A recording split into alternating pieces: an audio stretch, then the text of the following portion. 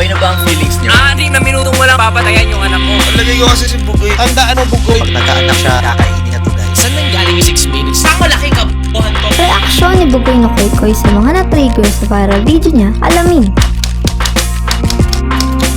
Viral ngayon at usap-usapan sa internet ang isang video clip ng pahayag ng controversial na rapper na si Bugoy na Koykoy. Tila ba iisa ang naging reaksyon ng netizen, pati na ang mga kapwa-artist nito nang sabihin ni Koy na 6 na minuto lang daw ang lalaan niyang oras sa anak at isang failure daw ang nanay nito kung pagtitimplahin pa siya nito ng gatas. Mukhang nakuha ng maigi ni Koy ang inis ng marami sa mga pahayag niyang ito dahil nag-trending na naman siya at patuloy pang napag-uusapan dahil dito. Tila unbothered naman ang kampo ni Bugoy na Koykoy na unang inulan ng pambabash matapos nitong ipakilala ang tatlong kinakasama nito. Pati na ang naging pahayag nito, nabubuntisin niya raw ito ng sabay-sabay. Gusto ko magkaroon ng picture na lahat yung malalaking check. Sabay-sabay.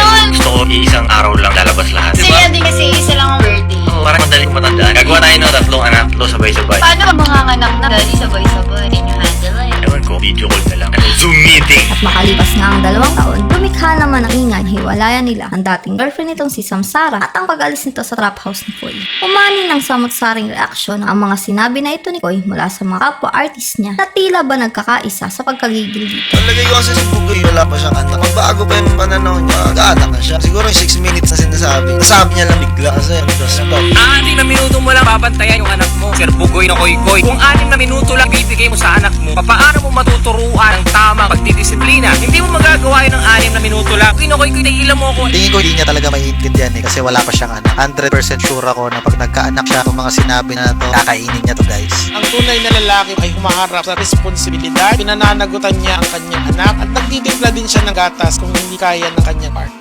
Tandaan mo, Bugoy, miski sumasama sa'yo si Manel, yung anak niya ay nasa tunay na lalaki pa rin. Wala namang kwenta yung pinagsasabi niya. Ginagawa lang niya to para maging controversial. Saan nanggaling yung 6 minutes sa kanya i-alam? Hoy, Albo! Time ka na! Extend ka ba? Time na yung 6 minutes mo. Extend ka ba? Hindi na. O, baba mo yung anak ko. Saan malaki kabuhan to? Samantala, ang maikling viral video ni Bugoy na Koykoy na nag-trending ay mula pala sa podcast nilang Two Joints Life and Style na may paksang tumatalakay tungkol sa mga pagbabago sa kanilang mga buhay kapag nagkaroon na sila ng pamilya. Naunang sinabi rito ni Koy na hindi niya raw hahayaang mabago ang ginagawang hassle kapag nagkaroon na ito ng anak. Segunda naman ni Frank, wala silang babaguhin dahil maayos naman daw ang lifestyle nila umpisa pa lang. Kasi di ba pansin yung iba, nagkaanak na sila. Sabihin nila kung nagagawin yun paano, pamilyado na ako eh. Ako wala akong babaguhin talaga sa shit ko eh. Sa mga nanonood yun ang pinakatama yung sinasabi ni Kuya. Pero ito kasi malamang iba na naman yung basa ng mga tao dyan. Sasabihin nila, irresponsible ka. Hindi. Bago namin sabihin na hindi namin babaguhin yung lifestyle namin kung nagkaanak na. Kasi maayos yung lifestyle namin to begin with. Wala naman kami ginagawa mali. At yung lifestyle natin na yun, ang magpapakain dun sa pamilya Correct. natin. Doon, magiging okay yung pamilya natin. Kaya nasasabi ng mga magulang na lalaki, hindi ko nagagawin niya kasi pamilyado na. Katataduan kasi yung ginagawa mo. Kung magkakaanak ka, na-inspire ka, madadagdagan yung sports car mo dapat. Hindi mo isa-sacrifice. Ang pangit tuloy ng energy mo sa pamilya mo. Parang binigay ko ang lahat. Sacrifice ako and all.